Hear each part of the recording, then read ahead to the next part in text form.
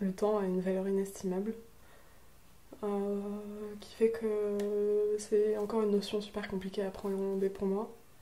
Euh, et du coup, un petit peu tout ce que renferme le temps. Donc ça va être les moments de partage, beaucoup, beaucoup, vraiment très très important. Pour continuer sur le temps, est-ce que tu as l'impression de manquer de temps? Ouais, énormément. C'est très étrange. Ça s'est manifesté pendant 3 ans avec de l'angoisse, où j'étais constamment angoissée. Où je faisais beaucoup de crises d'angoisse, de choses comme ça. Du coup, c'était pas drôle du tout.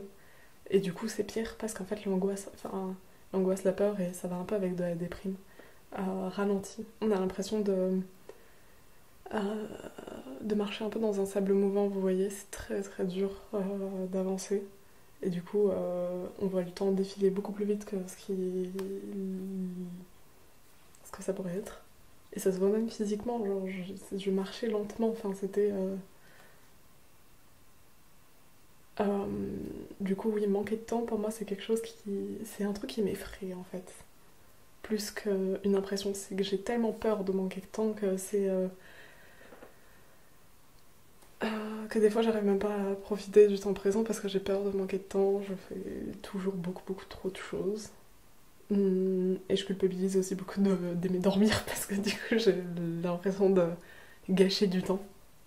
Euh, Mais en même temps, si je dors pas, je suis tellement fatiguée que je retombe dans ce truc où je suis comme dans un chamallow, quoi.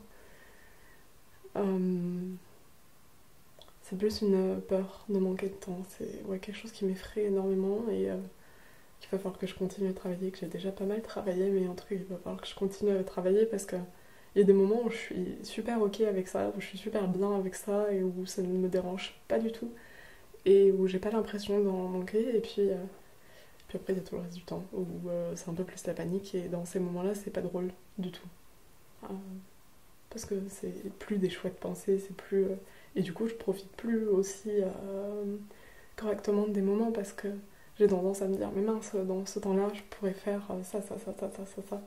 Je regarde ma liste qui rapetit pas et c'est quelque chose d'un peu effrayant. Une petite question supplémentaire par rapport à cette notion de temps. Mm.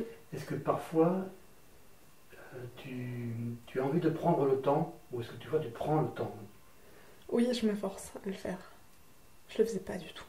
Et maintenant, je le fais. Euh, Et c'est ces moments-là qui me permettent de plus avoir l'impression de manquer de temps, c'est du coup de le prendre. De plus faire des choses qui n'ont rien à voir aussi. Enfin, de. Oui, oui, vraiment. J'ai débloqué cette fonction maintenant, ça va mieux. J'arrive à me poser, à prendre le temps.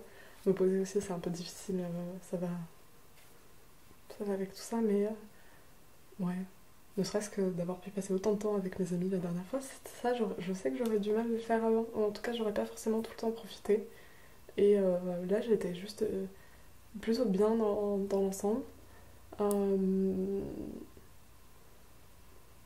et c'était pas quelque chose. En tout cas, c'était pas du tout inné chez moi. C'était pas quelque chose de facile et va falloir continuer. Mais je sais qu'en tout cas, les moments où je le fais pas, ça me rattrape. Et je me remets à être pas bien. Donc je le fais. Je m'oblige à le faire. Et mon copain le fait beaucoup plus facilement que moi. Euh, Par exemple, la lecture, il faut prendre le temps. Euh, En plus, je lis pas vite, donc ça aide pas. Mais lui lit beaucoup, et du coup, ça m'a donné envie de relire. Et en me mettant les bons bouquins dans les mains, j'arrive à me raccrocher à ça et à vraiment prendre du temps pour ça. Ouais. Voilà. Depuis quand tu as cette peur, à ton avis? C'est pas que le temps pour moi, c'est le temps pour tout. C'est même du temps pour travailler, où j'ai pas l'impression d'aller assez vite dans mon travail ou tout ça. Euh, c'est vraiment pour tout. Où j'aimerais pouvoir en faire encore plus. Euh, et depuis quand? Je pense que la première année de médecine, ça a été un moment un peu marquant pour ça. Je pense que je l'avais déjà un petit peu, mais pas du tout. C'était pas quelque chose d'important dans ma vie. Et je pense que ça a pris une part énormissime pendant la première année de médecine. On nous demande une rentabilité de temps qui est telle, parce que c'est très court. Le premier semestre, il dure. Donc le concours était début décembre, on commençait début septembre, donc ça fait 4 mois à peu près. Même pas 4 mois, un peu moins de 4 mois.